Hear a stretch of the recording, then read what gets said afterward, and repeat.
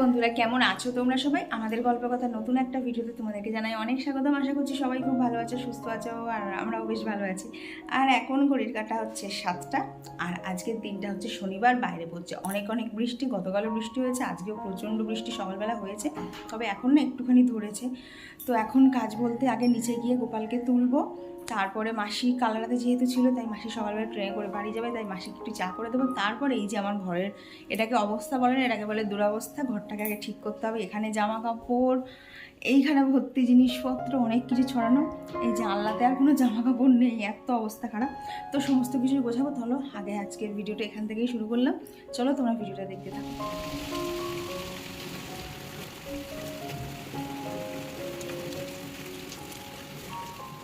আর দেখলে তো বাইরে কি পরিমাণ বৃষ্টি হচ্ছে। তো সেই জন্য জানো তো, মাসির তো 7টার সময় বেরোনোর কথা ছিল, তো মাসি যথারীতি বেরোতে পারছে না। তবে জানো তো, মাসিকে বললাম তুমি আজকে দিনটা থেকে যাও, দুপুরের দিকে যেও, কিন্তু মাসির পক্ষে সেটা সম্ভব না, কারণ দিদা বাড়িতে একা রয়েছে, আর দিদাকে ফেলে মাসি কোথাও সেইভাবে যেতেও পারে না। তো কি আর করা যাবে। তো দেখো এখানে এখন গোপালকে ঘুম থেকে তুলে দিচ্ছি, আর গোপালকে আজকে একটা হালকা পাতলা জামাই পরালাম। গতকাল একটা খুব ভারী জামা পরিয়েছিলাম, বেচারা গোপালেরও তো কষ্ট হয়েছে বলো। তো সেই জন্য আজকে একটু হালকা জামাই পরিয়ে দিলাম। দিয়ে এখন এই যে গোপাল সেবা দিয়ে নেব। আর জানো তো, সকালবেলা আর কি গতকাল তো প্রদীপটা ওখানে কাজে ব্যবহার হয়েছিল, যার ফলে আজকে আর প্রদীপটা এখানে ছিল না। এখানে আজকে মোমবাতি দিয়েইটা গোপালের সেবা দিলাম। আর দেখো তারপর চলে এসেছি ওপর। এখানে দেখো 4টে শাড়ি দেখছো না? তো মাসিকে বললাম যে তোমার এর মধ্যে যে শাড়িটা পছন্দ হয় সেইটাই নাও। তো মাসি এদিক থেকে দেখো নেভি ব্লু আর পিঙ্কের কম্বিনেশনে যে শাড়িটা রয়েছে সেই শাড়িটাই মাসির পছন্দ হলো। কি বলো তো, প্রথমে আমি লাল হলুদটা দিয়েছিলাম, তারপরে দেখলাম থাক না, 4টে রয়েছে, মাসিকেই পছন্দ করতে দেই, মাসির যেটা পছন্দ সেটাই মাসি নেবে। তো এইদিকে গরম গরম 2 কাপ চা রেডি। তবে আজকে আমার চা খেতে ইচ্ছা করছিল না, তো এখানে 1 কাপ চা কৌশিকের আর 1 কাপ চা হচ্ছে মাসির। তো এইখানে এখন মাসি কৌশিক গল্প করতে করতে চা খাচ্ছে, আর ওখানে ঘরে বসে আছে বাপি, আর এদিকে বাইরে আমি করছি ভিডিও। তো এই সকালটা আজকের এইভাবেই বেশ সুন্দর আর একটু অন্যরকমও কাটলো, কারণ প্রত্যেক দিন তো আমি আর কৌশিকই চা খাই। তবে আজকে আমি চা না খেলেও মাসির সাথে গল্পটা হয়েছে অনেকক্ষণ। তো এখন ওই 8টা, সাড়ে 8টা মতো বাজে। তো মাসি বেরিয়ে গেল। ওই বৃষ্টিটা যেন তো একটুখানি ধরেছে, তাই মাসি বলল আমি চলে যাই, একবার স্টেশনে পৌঁছে গেলে আর অসুবিধা হবে না। তো তারপর উপরে এসে এই যে খাটের এই অবস্থা ছিল, খাটটাকে ঠিক করলাম। তারপর জানো তো, কোমর আর হাত এই দুটোতে এত যন্ত্রণা করছে, কোনো কাজে এনার্জি পাচ্ছি না। তো দেখো হাতটাতে একটু মালিশ করার চেষ্টা করছি, মানে প্রত্যেকটা গিটে গিটে এত যন্ত্রণা করছে। আসলে কালকে তো মায়ের কাজ ছিল গতকাল, তো এতবার ওপর নিচ করেছি কি আর বলবো। একবার এটা আনছি ওটা আনছি, গেট খোলা, গেট দেওয়া, তারপরে লোকজন আসছে তাদের সাথে কথাবার্তা বলা, সেই সব করে সমস্ত কিছু মিটতে মিটতে প্রায় রাত 8টা বেজে গেছিলো। তো যথারীতি রেস্ট তো সেরকম হয়নি। আর এদিকে জানো তো, জানলাটা খুলেই দেখলাম বেশ ভালোই কিন্তু চাট আসছে। তাই ইচ্ছা থাকলেও জানলাটা খোলা গেল না, কারণ কেন বলো তো খুলতে গেছিলাম, আজকে মিলটা বন্ধ, তো সেই জন্যই না আমি আরও খুলতে গেছিলাম। তো এই যে সোফা সেটগুলো আগে সরানো হয়েছিল, আবার এদিকে ঠিকঠাক জায়গায় রাখতে হবে, না হলে চলাফেরার খুব অসুবিধা হচ্ছে। তো কৌশিক গেছে হচ্ছে একটুখানি বাজারে, বৃষ্টিটা একটুখানি ধরেছে, তো দেখলাম ও কখন আসবে, তাই টুকটুক করে আমি করা শুরুই করে দিলাম। আর আরও কেন বলো তো, এই কাজগুলো একা একাই করছি, না হলে না যদি সকালবেলা একবার বসে পড়ি, আলসেমি আমাকে এমনভাবে চেপে ধরবে আর আমি সারাদিনে কাজ করতে পারবো না। আর এই দিকে যে চেনগুলো লাগিয়েছিলাম না, কি বলবো, শামুকের যে ডিজাইন করা চেনগুলো ছিল, একটা দেখি খুলে গেছিলো। তো না সেটাকে লাগানোর চেষ্টা করলাম, কিন্তু সোফার ওপর উঠে ঠিকঠাক হচ্ছে না, তো ওটাকে আবার পরে করতে হবে। দিয়ে এই দেখো এইটুকু কাজ করেই কিন্তু এত হাঁপ ধরে গেছে না, খানিকক্ষণ বসেও নিয়েছিলাম। তো তারপর এইদিকে জানলা দরজাগুলো খুললাম। এখন মেন যে কাজটা সেটা হচ্ছে এই যে চেয়ারের ওপর এতগুলো জামা কাপড় পরে, আর গতকাল তো এদিকে জামা কাপড় রাখা হয়েছে, তোলা হয়েছে, করতে করতে হাল্লাটাও অনেকটাই হেলাগোচা হয়ে গেছিলো। ওই দেখো একটা রাখতে গেলে কিন্তু আর একটা পড়ে যাচ্ছে। আর এই দিকে দুটো নতুন গেঞ্জি ছিল, তো সেই দুটোরও ভাঁজ না এদিক ওদিক হয়ে গেছে, তাই দেখলাম নতুন জিনিস ভাঁজটা এক্ষুনি নষ্ট করে ফেলবো, তাই এইগুলোকেও ভাঁজ করে আগেই আলমারিতে ঢুকিয়ে দিলাম, না হলে আরও হেলাগোচা হয়ে যাবে। আর তারপর এইদিকে জানলাগুলো খুলে নেবো, দিয়ে ওই দিকেও কিন্তু আরও বেশ কিছু গোছানো আছে। আর এই যে শাড়িটা, ভেবেছিলাম তো শাড়িটা রোদে দেবো, কিন্তু আকাশের যা অবস্থা, শাড়ি তো আর রোদে দেওয়া হবে না। আর শাড়িটা কেমন অবশ্যই কিন্তু তোমরা কমেন্টে জানিও। তো গতকাল জানো তো, ভেবেছিলাম নিজের একটা শাড়ি পরা ফটো অন্ততপক্ষে তোমাদের সাথে শেয়ার করব, কিন্তু ওই যে কাজে কাজে আর কিচ্ছু নেই, এ মাথা ও মাথা দৌড়াতে দৌড়াতেই আমার কালকে সারাদিনটা কেটে গেছে।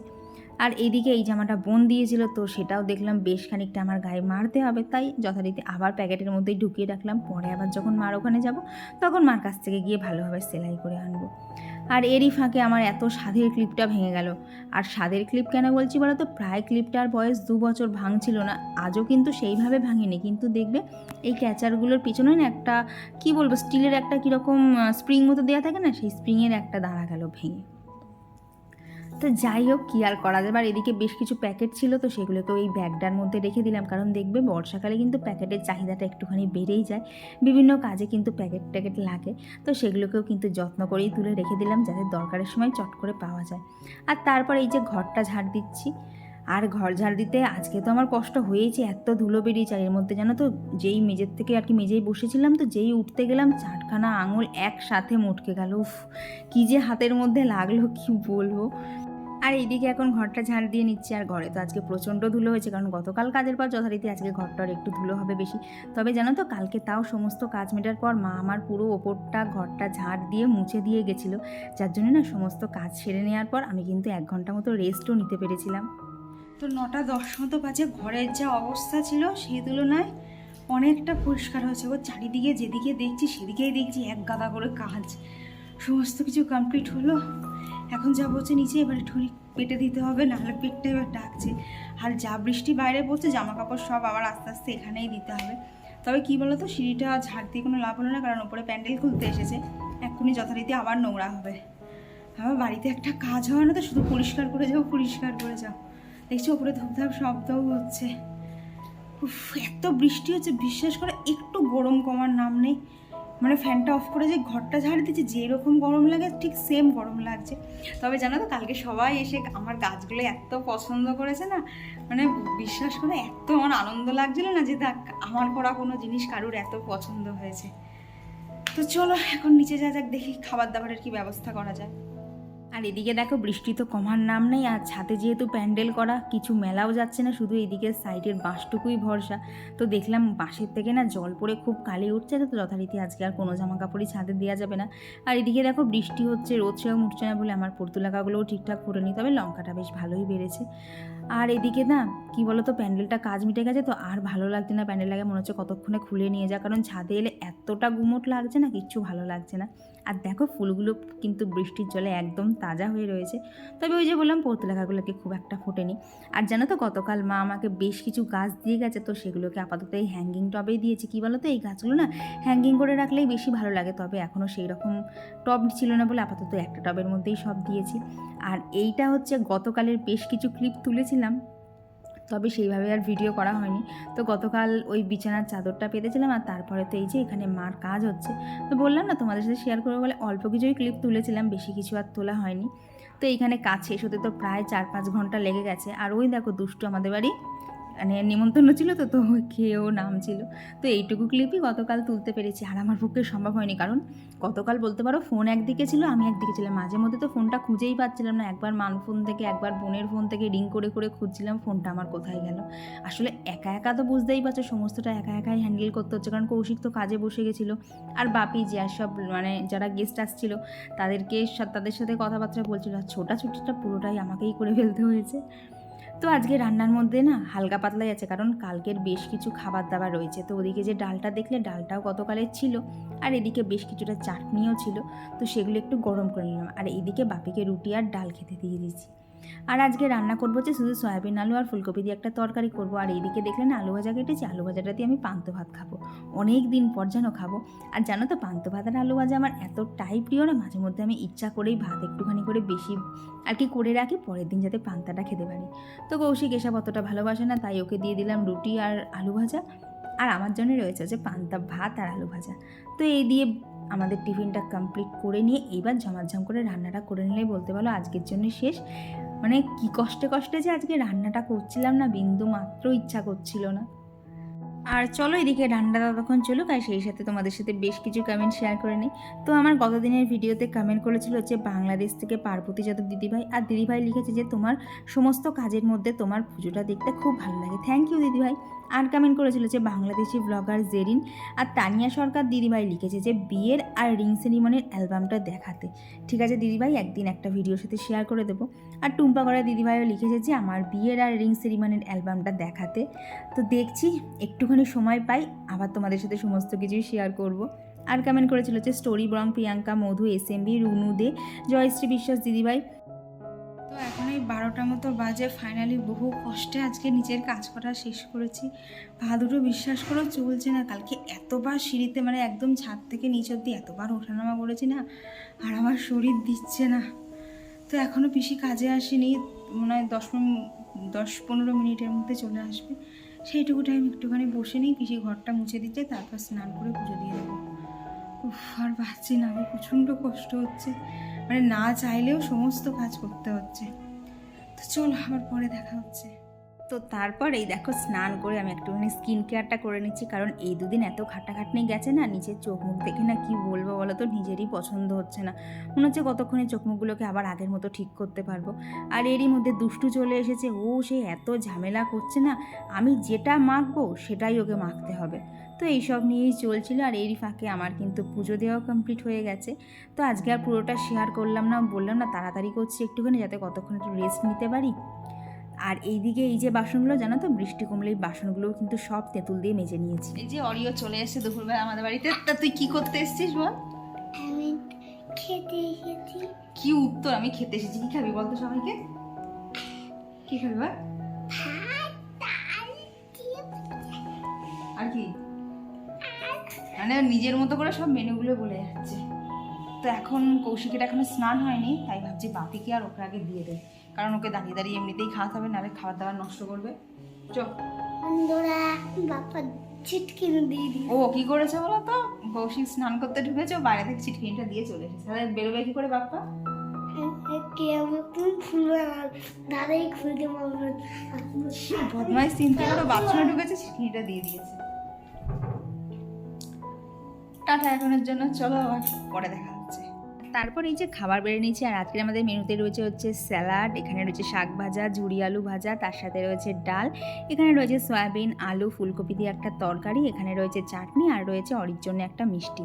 কারণ ওর এখন ইচ্ছা, আমাদের বাড়িতে যেহেতু এখনও প্যান্ডেলটা রয়েছে, ওকে আবার নেমন্তন্ন খাওয়াতে হবে, তাই ওকে একটুখানি সাজিয়ে গুছিয়ে দেওয়ার চেষ্টা করলাম আর কি। আর ও এইরকমভাবে কী বলো তো, এরকমভাবে দেখেই ও এতটা খুশি হয়েছে না। ও কিন্তু বেশি কিছু খায় না, ও ডাল দিয়ে ভাত মেখে খায়, আর তরকারি যেটা ইচ্ছা হলেও খায়, না হলে খায় না। তবে মিষ্টি খেতেও প্রচণ্ডই ভালোবাসে। তো খাওয়া দাওয়া কমপ্লিট করেই ওপরে এলাম। এখন সত্যি কথা বলতে আমাকে এখন ঘুমোতে হবেই, যে করেই হোক, আমার আর শরীর দিচ্ছে না। তবে তার আগে এই ডাসা পেয়ারাটা খেতে হবে। এইবারের পেয়ারাগুলো এনেছে এত সুন্দর খেতে না, এটার সাথে জাস্ট পিঠ লবণ, মানে একদম স্বর্গসুখ লাগবে। এমনিতেই আমার পেয়ারা খেতে ভীষণ ভালো লাগে, বাট পেয়ারাগুলো এইবার এনেছে এতটাই ডাসা, আর লোভ সামলাতে পারলাম না। নাহলে তোমরা দেখবে সচরাচর কিন্তু আমি খেয়ে দিয়ে উঠে ফল টল খাই না, বাট এটার লোভটা ঠিক সামলাতে পারলাম না। তো চলো আর পরে দেখা হচ্ছে। আর জানো তো আজকের শরীরটা এতটাই টায়ার্ড ছিল, প্রায় দুপুরবেলা 2-2.5 ঘন্টা মতো ঘুমিয়ে নিয়েছি। আর কখন যে 2 ঘন্টা ঘুমিয়েছি আমি তো টেরই পাইনি। তারপর এই যে সন্ধেবেলা এখানে সন্ধে দিয়ে নিচ্ছি।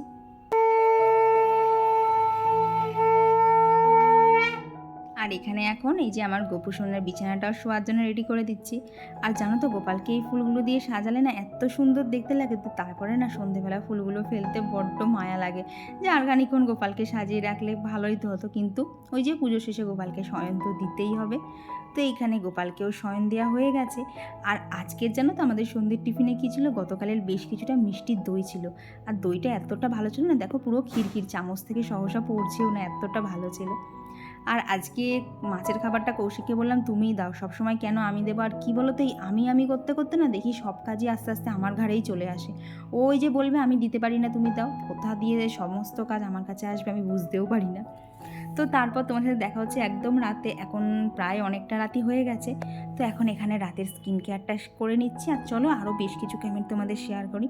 তো আর আমার আগের দিনের ভিডিওতে কমেন্ট করেছিল হচ্ছে Riya Mondal, Mita Roy, Poush sunshine, Shampa De, Shampu kitchen blog, Soma's daily blog, Rakhi Mondal, Sucharita মণ্ডল দিদিভাই, টুম্পা করা দিদিভাই, লোপামুদ্রা দিদিভাই, RGTR ডায়েরি, আর পুষ্পা জয়সওয়ারি ব্লগ, কাটোয়া থেকে সঙ্গীতা ভাস্কর দিভাই। তো এখন বাজে হচ্ছে 11:15। কী বলতো, এতটা লেট হতো না, ও নিচে কাজ করছিল, তো আমি ওর পাশেই বসেছিলাম একা একা, ওপরে ঘরে ভালো লাগে না, এমনি চারিদিকটা শুনশান দিয়ে। তারপরে অনেকক্ষণ বসে থাকার পর একটুখানি এনার্জি পেলাম, তারপর ঘরে এসে একটু স্কিন কেয়ারটা করেই নিলাম।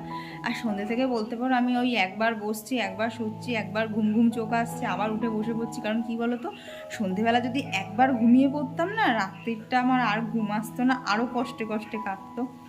তো সেই জন্যই আর সন্ধ্যেবেলা বহু কষ্টে জেগে জেগে বসেছিলাম। এত উইক লাগছে না, কী বলতো, সিঁড়ি দিয়ে উঠতে হবে ভাবলেই না পা দুটো অটোমেটিক ব্যথা করা শুরু করে দিচ্ছে। এখনও এই পোর্শনটাতে ব্যথা এখনও কমেনি, আসলে কন্টিনিউ 3-4 দিন ধরে করেছি তো, আর শরীরটা দিচ্ছে না। তো চলো, আজকের দিনটা তো এইভাবেই কাটলো। জানি না তোমাদের আজকের ভিডিওটা কেমন লেগেছে, কারণ যতটা আমি গোছ করে করি অতটা আজকে করতেও পারিনি, এনার্জিতেও খোলাচ্ছিল না। চলো, আজকের জন্য টাটা, দেখা হচ্ছে খুব তাড়াতাড়ি এবার পরবর্তী ব্লগে।